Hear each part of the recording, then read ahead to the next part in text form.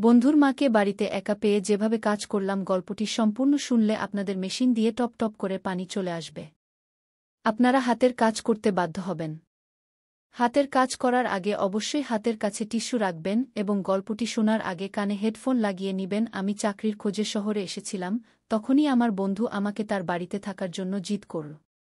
সে তার মায়ের দেখাশোনা করার জন্য বলল এবং নিজে উচ্চশিক্ষার জন্য বিদেশ চলে গেল। যেই সে বিদেশে গেল, তার মায়ের আমার প্রতি আচরণ বদলাতে শুরু করল। সে প্রায়ই আমাকে তার ঘরে ডাকত।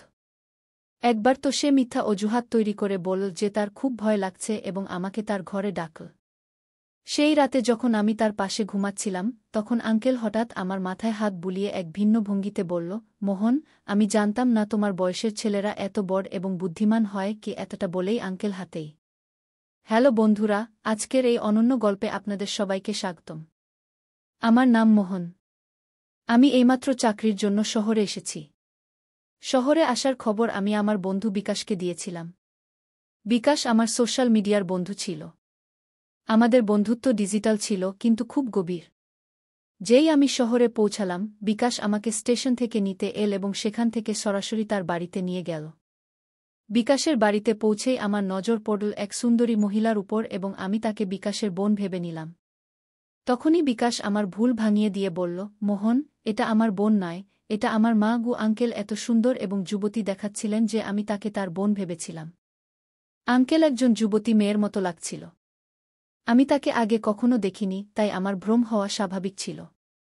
সেই দিন বিকাশের সাথে দেখা করে আমি খুব খুশি হয়েছিলাম। দুপুরের খাবারের পর আমি সেখান থেকে বের হতে লাগলাম, কারণ আমাকে আমার থাকার ব্যবস্থা দেখতে হবে। আমি বললাম আমার কাজ আছে এবং সেখান থেকে বের হতে লাগলাম, তখনই বিকাশ আমাকে থামাল। সে বলল, মোহন, তুমি হোস্টেল বা ভাড়া বাড়ি খুঁজছ কেন? যখন তোমার নিজের বাড়ি আছে তখন তোমার হোস্টেলে থাকা ঠিক নয়। তখন আমি বললাম, নিজের বাড়ি? এতে বিকাশ বলল, আমার বন্ধু, এত তাড়াতাড়ি তুমি আমাকে পরায়া করে দিলে? আমি শহুরে হতে পারি, কিন্তু আমিও বন্ধুত্ব রাখতে জানি। দেখো, এই বাড়িতে আমি এবং আমার মা থাকি। এখানে তুমি সহজেই অ্যাডজাস্ট করতে পারবে। যাই হোক, এখন আমি আমার উচ্চশিক্ষার জন্য কয়েক বছরের জন্য বিদেশ যাচ্ছি, তাই মায়ের দেখাশোনার জন্য তার কারও প্রয়োজন হবে। আমার বিদেশ যাওয়ার পর তুমিও আমার মতো আমার মায়ের দেখাশোনা করবে কি? বিকাশের কথা শুনে আমি আবেগপ্রবণ হয়ে গিয়েছিলাম, কারণ সে আমাকে পরায়া মনে করেনি, বরং নিজের মতো মনে করেছিল। বিকাশের কথাকে সমর্থন করে তার মাও বললেন, হ্যাঁ মোহন, বিকাশ ঠিক বলছে। যদি আমার বিকাশ বেটা বিদেশ চলে যায়, তাহলে দ্বিতীয় বেটা কি আমার কাছে থাকতে পারবে না? ঈশ্বর তোমাকে সঠিক সময়ে এখানে পাঠিয়েছেন, এর মানে ঈশ্বরের ইচ্ছা ছিল তুমি এখানে আমার সাথে থাকো। তাদের অনুরোধ এত বেড়ে গিয়েছিল যে আমি তাদের না করতে পারলাম না। দুদিন পর বিকাশ বিদেশ যাওয়ার ছিল। তার যাওয়ার পর আমি বাড়িতে আঙ্কেলের সাথে একা থাকলাম। নিজের বাড়ির পরিস্থিতি মাথায় রেখে আমি তাড়াতাড়ি চাকরি পেয়ে গিয়েছিলাম। 22 বছর বয়সে উচ্চশিক্ষার চিন্তা আমি ছেড়ে দিয়েছিলাম এবং টাকা কামানোর জন্য চাকরি জয়েন করলাম। আমার কাছে এত টাকা ছিল না যে আমি উচ্চশিক্ষা করতে পারি, তাই আমি চাকরি করার সিদ্ধান্ত নিলাম। শহরে আমি একটা ঠিকঠাক চাকরি পেয়ে গিয়েছিলাম। এদিকে বিকাশের ভাগ্য খুব ভালো ছিল যে সে 22 বছর বয়সে বিদেশে পড়ার সুযোগ পেয়েছিল। যাই হোক, ভাগ্য কার কেমন হয় তা বলে আমি আমার ভাগ্যকে দোষ দেওয়া বন্ধ করে দিলাম। সেই দিনের পর থেকে আমি বিকাশের মাকে আমার মা মনে করে তার সাথে থাকতে লাগলাম। কিন্তু আঙ্কেলের মনে আমার প্রতি অনুচিত অনুভূতি ছিল, যা প্রথমে আমার নজরে আসেনি। কিন্তু ধীরে ধীরে সেই সব কথা আমার চোখে পড়তে লাগল। আঙ্কেল শহরে চাকরি করতেন। সেই রাতে আঙ্কেল আমাদের দুজনের জন্য আমার পছন্দের খাবার বানিয়েছিলেন। তিনি বললেন, আমি তোমার সোশ্যাল মিডিয়া থেকে তোমার কিছু পছন্দের কথা জেনে নিয়েছি। তুমি তোমার বায়োতে লিখেছ যে তোমাকে মহারাষ্ট্রীয় খাবার খুব পছন্দ। আঙ্কেল আমার পছন্দের খেয়াল রাখতে শুরু করেছিলেন। সেই রাতে যখন আমরা খাবার খাচ্ছিলাম, তিনি আমার পাশে এসে বসলেন। তিনি আমার থালায় একটা রুটি রাখলেন। খাবার শেষ হয়ে গেলে আমি আঙ্কেলকে সাহায্য করতে লাগলাম এবং ডাইনিং টেবিল থেকে বাসন তুলতে লাগলাম। আমার কাজ দেখে তিনি বললেন, তুমি একদম পারফেক্ট ছেলে। আমি অনেকবার বিকাশের মুখে তোমার প্রশংসা শুনেছি এবং তখন থেকেই আমি তোমার সাথে দেখা করার জন্য উৎসুক ছিলাম। তুমি আর বিকাশে অনেক তফাৎ। বিকাশ কখনো বাড়ির কাজে সাহায্য করে না, উল্টো সে বাড়ির জিনিস এদিক ওদিক ছড়ানোর এক্সপার্ট। বিকাশের মজার কিস্সা শুনে আমি হাসতে লাগলাম। হাসতে হাসতে আঙ্কেল হঠাৎ চুপ হয়ে গেলেন। আমার মনে হলো সে বিকাশের কথা মনে পড়ে আমি ভেবেছিলাম যে সে হয়তো বিকাশের কথা ভাবছে, তাই আমি তার কাঁধে হাত রেখে বললাম, আন্টি, যদি তোমার বিকাশের কথা মনে পড়ে তাহলে আমি তাকে ফোন করে দিতে পারি। তুমি এত দুঃখিত হয়ো না। তখন আন্টি আমার হাতের উপর হাত রেখে বলল, বিকাশ চিরতরে বিদেশে যায়নি, আমি তা ভালো করেই জানি। এখন আমি তার স্মৃতিতে শান্ত হয়ে বসে থাকতে চাই না, বরং আমি হঠাৎ তোমার চিন্তায় হারিয়ে গিয়েছিলাম। এরপর সে বলল, আমি ভাবছিলাম তুমি কতটা পারফেক্ট। যদি তুমি এভাবে আমাকে বারবার ইমপ্রেস করতে থাকো তাহলে আমার কি হবে? তুমি আমাকে এভাবে বারবার ইমপ্রেস করো না, নইলে তোমার পক্ষে আমাকে সামলানো কঠিন হয়ে যাবে। এই কথা বলে আন্টি আমার হাত থেকে প্লেট নিয়ে রান্নাঘরে চলে গেল। কিছুক্ষণ আমি একই জায়গায় দাঁড়িয়ে থাকলাম। আন্টির কথাগুলো আমার মাথার উপর দিয়ে চলে গেল। ধীরে ধীরে আন্টি আমার সামনে তার সৌন্দর্যের প্রভাব ফেলতে শুরু করল। সে প্রতিদিন সকালে উঠে যোগা করত। যখন আমি তাকে যোগা করতে দেখলাম তখন আমি বুঝতে পারলাম কেন সে এত যুবক দেখায়। একদিন আন্টি আমাকে অফিস থেকে তাড়াতাড়ি বাড়ি ডেকেছিল, কারণ তার মার্কেটে শপিং করতে যাওয়ার প্রয়োজন ছিল এবং সে চেয়েছিল আমি তাকে নিয়ে যাই। সেই দিন আমি দুপুরে অর্ধদিনের ছুটি নিয়ে বাড়ি এলাম। বাড়ি পৌঁছে আমি বারবার ডোরবেল বাজালাম, কিন্তু ভেতর থেকে কোনো সাড়া পেলাম না। সম্ভবত ডোরবেলও বাজছিল না। তখন আমি আমার কাছে রাখা অন্য চাবি দিয়ে দরজার তালা খুলে ভেতরে ঢুকলাম। হলরুমে কাউকে দেখতে পেলাম না। ঠিক তখনই আমি আন্টির রুম থেকে পানির শব্দ শুনতে পেলাম। আমার মনে হল বাড়ির কোনো রুম থেকে পানি চলছে, কারণ আমাকে তাড়াতাড়ি বাড়ি ডাকার পরেও আন্টি কোথাও দেখা যাচ্ছিল না। কে জানে কতক্ষণ ধরে পানি নষ্ট হচ্ছিল। আর যাতে বেশি পানি নষ্ট না হয় তাই আমি পানির শব্দের দিকে যেতে শুরু করলাম। পানির শব্দের দিকে এগিয়ে আমি একটি রুমের কাছে পৌঁছালাম, যেখান থেকে বাথরুমে পানির শব্দ আসছিল। আমি দরজা খুলতে হাত বাড়ালাম, ঠিক তখনই ভেতর থেকে দরজা খুলে গেল। সামনে আমি আন্টিকে দাঁড়িয়ে থাকতে দেখলাম, যে সম্পূর্ণ ভিজে গিয়েছিল। তার মুখে ভেজা চুল থেকে পানির ছোট ছোট ধারা পড়ছিল। তার সেই মোহনীয় রূপ দেখে কিছুক্ষণের জন্য আমি সেখানে দাঁড়িয়ে থাকলাম এবং তাকে একদৃষ্টে তাকিয়ে রইলাম। আন্টির সেই সৌন্দর্যে এতটাই হারিয়ে গিয়েছিলাম যে আমার হুঁশ ছিল না। যখন আমি দরজা বন্ধ হওয়ার শব্দ শুনলাম তখন আমার হুঁশ ফিরল। আমি বুঝতে পারলাম আন্টি আমাকে সামনে দেখে আবার বাথরুমের ভেতর দরজা বন্ধ করে দিয়েছে। আমি সেখান থেকে বেরিয়ে হলরুমে এসে বসলাম। কিছুক্ষণ পর আন্টি হলরুমে এল এবং আমাকে বলল, মোহন, তুমি এসে গেছ? আমার রুমে কেন চলে এসেছিলে? তোমার রুমে পানি আসে না? তখন আমি আন্টিকে বললাম, আমি তোমার কোনো সাড়া পাচ্ছিলাম না, তাই ভেবেছিলাম তুমি এখনও বাড়ি ফেরনি। আমি নলের পানির শব্দ শুনতে পেয়েছিলাম, তাই তোমার রুম পর্যন্ত চলে এসেছিলাম। এতে সে বলল, আচ্ছা, কিছুক্ষণ আগে যা ঘটেছে তা সব দৃষ্টিভ্রমের কারণে হয়েছে। আজ আমি স্যান্ডেল বাড়ির দরজার পাশে রেখেছিলাম, তাই সম্ভবত তোমার খেয়াল হয়নি যে আমি বাড়িতেই আছি। যাও, তুমিও ফ্রেশ হয়ে আসো। আমি প্রস্তুত হয়ে আসছি। এ কথা বলে আন্টি তার রুমে চলে গেল এবং আমিও ফ্রেশ হতে আমার রুমে চলে গেলাম। কিছুক্ষণ পর আমরা দুজনই আমাদের নিজ নিজ রুম থেকে প্রস্তুত হয়ে মার্কেটে যাওয়ার জন্য বেরিয়ে এলাম। আন্টি খুব সাধারণ পোশাকে প্রস্তুত হয়েছিল, কিন্তু তবুও সে খুব সুন্দর লাগছিল। তাকে দেখে আমার মনে হচ্ছিল যেন প্রথমবার কোনো নারীর এমন সৌন্দর্য দেখছি। তখনও আমি বারবার আন্টির দিকে তাকাচ্ছিলাম। সে আমার কাছে এল এবং আমার চুলে হাত বুলিয়ে বলল, মোহন, ওরে তুমি বারবার কি ভাবছ? চলো, এখন তাড়াতাড়ি করো। আন্টির কথা শুনে আমি নিজেকে আবার হুঁশে আনলাম এবং তার সাথে মার্কেটের দিকে রওনা দিলাম। গাড়িতে আমার পিছনে বসার পর সে তার দুটি হাত আমার কাঁধে রাখল। মার্কেটে যেখানেই তার যেতে হতো আমি তাকে সেখানে নিয়ে যাচ্ছিলাম। বাড়ি ফেরার পর আন্টি আমার গালে হাত বুলিয়ে বলল, তোমাকে পারফেক্ট ম্যানের নাম পুরোপুরি স্যুট করে, কারণ তুমি সত্যিই ঠিক তেমনি, একদম পারফেক্ট। তুমি কোনো অভিযোগের সুযোগই দাওনি। যেখানেই আমার যেতে হতো তুমি আমাকে সেখানে নিয়ে গেলে, যার ফলে আমার শপিং তাড়াতাড়ি শেষ হয়ে গেল। নইলে তোমার বন্ধু বিকাশ আমাকে একটি দোকানে রেখে দিত এবং বাকি জায়গাগুলোতে আমাকে পায়ে হেঁটে যেতে হতো। আমি যখন ভাবছিলাম কিভাবে সে আমাকে প্রশংসা করল, তখনই আমি সেই চিন্তায় মগ্ন হয়ে এক জায়গায় দাঁড়িয়েছিলাম। এই সময়ে আন্টি স্যুট পরে আমার সামনে এসে দাঁড়াল এবং বলল, আমি এতে কেমন দেখাচ্ছি? আমি বললাম, আপনি এতে খুব সুন্দর দেখাচ্ছেন, শুধু ড্রেসটা একটু ঢিলা। আমার এই কথা শুনে আন্টি বলল, সম্ভবত পিছনের রিবন আমি বাঁধিনি। মোহন, তুমি কি আমাকে একটু সাহায্য করবে রিবন বাঁধতে? এবং তারপর আমি তার সাহায্য করতে লাগলাম। যখন আমি রিবন বাঁধছিলাম তখন কাপড়ের বাইরের দিক থেকে ঠিকই, কিন্তু আমার স্পর্শ হচ্ছিল। আমি কোনো কথা না বলে আন্টির সব কাজ করছিলাম। পরের দিন যখন সে অফিসে যাওয়ার জন্য প্রস্তুত হল, তখন সে নতুন স্যুট পরেছিল। যখন সে পুরোপুরি প্রস্তুত হয়ে এল, তখন তার সৌন্দর্য আরও বেশি ফুটে উঠল। সেই দিন আন্টি আমাকে বলল, গতকাল তুমি দুপুরের সময় আমার জন্য অর্ধদিনের ছুটি নিয়েছিলে। আজ সকালেও কিছু ঘন্টার জন্য অর্ধদিনের ছুটি নাও এবং আমার সাথে অফিসে চলো। ও আন্টি আমাকে তার অফিসে কেন নিয়ে যাচ্ছিল তা সে ঠিকভাবে বলেনি। যখন আমরা অফিসে পৌঁছলাম এবং তার ফ্লোরে প্রবেশ করলাম, তখন সে আমার হাত ধরে ফেল। আন্টির এই অদ্ভুত আচরণ আমি বুঝতে পারিনি। তার অফিসের অনেক কর্মী আমাদের বিভিন্ন দৃষ্টিতে দেখছিল। আন্টি দেখতে এত বয়স্ক ছিল না, কিন্তু সে আমাকে তার অফিসে কেন নিয়ে গেল তা আমি বুঝতে পারছিলাম না।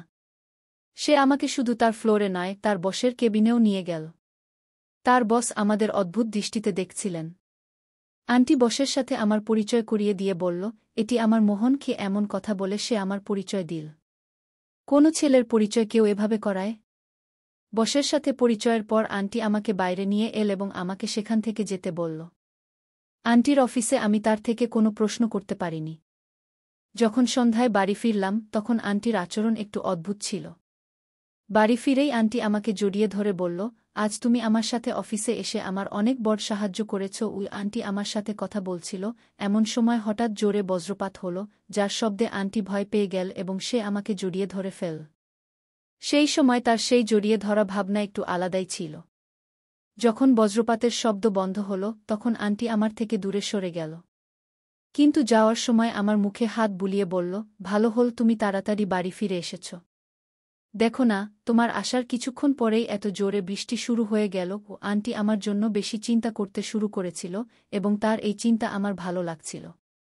কিন্তু একই সাথে আমার তার উপর কিছু সন্দেহ হচ্ছিল। সেই সময় আন্টি দরজায় দাঁড়িয়ে উৎসুকভাবে বৃষ্টি দেখছিল, কিন্তু বাইরে যেতে ভয় পাচ্ছিল। তার মুখ থেকে আমি স্পষ্ট দেখতে পাচ্ছিলাম যে সে বৃষ্টিতে ভিজতে চায়। তখন আমি তার হাত ধরে তাকে বাইরে কম্পাউন্ডে নিয়ে গেলাম। আন্টি বৃষ্টিতে ভিজতে ভয় পাচ্ছিল, কিন্তু আমি তার হাত ধরে তাকে বৃষ্টির মজা নিতে বললাম। বৃষ্টির আনন্দ নিতে গিয়ে তার মুখে যে খুশি ছিল তা দেখে আমিও খুব খুশি হচ্ছিলাম। আন্টি সম্পর্কে আমার মনে কী অনুভূতি হচ্ছিল তা আমি নিজেও বুঝতে পারছিলাম না। আন্টি যেন কোনো বলিউড চলচ্চিত্রের মতো বৃষ্টিতে ভিজতে শুরু করল। সে বৃষ্টিতে মেতে গিয়ে বারবার আমার চারপাশে ঘুরছিল এবং আমার হাত ধরে নাচার চেষ্টা করছিল। তখন আন্টি আমাকে বলল, মোহন, তুমি সত্যিই খুব আলাদা। আজ তোমার সাথে পানিতে ভিজতে গিয়ে আমার মনে হচ্ছে যেন আমি কোনো চলচ্চিত্রের নায়িকা আর তুমি আমার নায়ক। ও আন্টি এই সব কথা খুব স্বাভাবিকভাবে বলে দিল, কিন্তু আমার মনে এর প্রভাব একটু আলাদা রকম হচ্ছিল। বাড়িতে ঢোকার সাথে সাথেই আন্টি আমার জন্য তোয়ালে নিয়ে এল এবং নিজের হাতে আমার চুল মুছতে লাগল। তখনই আমাদের চোখে চোখ পড়ল এবং আন্টি আমাকে খুব স্নেহের দৃষ্টিতে দেখছিল। আন্টি বলল, মোহন, তুমি যেভাবে আমার সাথে কথা বল তা বিকাশ কখনো বলেনি। সে তো সবসময় তার পড়াশোনায় ব্যস্ত থাকত। সে কথা বলছিল, এমন সময় আমি তাকে জিজ্ঞাসা করলাম, আন্টি, তুমি তোমার বসের সাথে আমার পরিচয় আমার মোহন বলে কেন করালে? এর মানে কি? এটি শুনে আন্টি একদম চমকে গেল এবং সেখান থেকে চলে গেল। কিন্তু রাতে ঘুমানোর সময় আন্টি আমাকে তার রুমে ডাকল। সে বলল, আজ আমার খুব ভয় লাগছে। তুমি কি আজ আমার রুমে ঘুমাতে পারো? সাহায্যের স্বরূপ আমি আন্টির রুমে ঘুমানোর জন্য প্রস্তুত হলাম। সেই রাতে আন্টির রুমে ঘুমানোর সময় আমার বারবার মনে হচ্ছিল যেন কেউ আমাদের রুমের গুপ্তচরবৃত্তি করছে। আমার চোখ কখনো দরজায়, কখনো জানালায় যাচ্ছিল। ঘুমানোর আগে আমি আন্টির দিকে তাকালাম, তখন সে আমাকে দেখছিল। আন্টি বলল, মোহন, তুমি এখনো ঘুমাওনি? আমি উত্তর দিলাম, আমার মনে হচ্ছে কেউ এই রুমের গুপ্তচরবৃত্তি করছে। এতে আন্টি বলল, আমাকেও তখন থেকে এটি ঠিক এমনই মনে হচ্ছিল, তাই আমিও ঘুমাতে পারিনি। সম্ভবত এটি আমাদের ভ্রম ছিল। এ কথা বলে আন্টি আমাকে স্পর্শ করে ঘুমানোর চেষ্টা করলেন।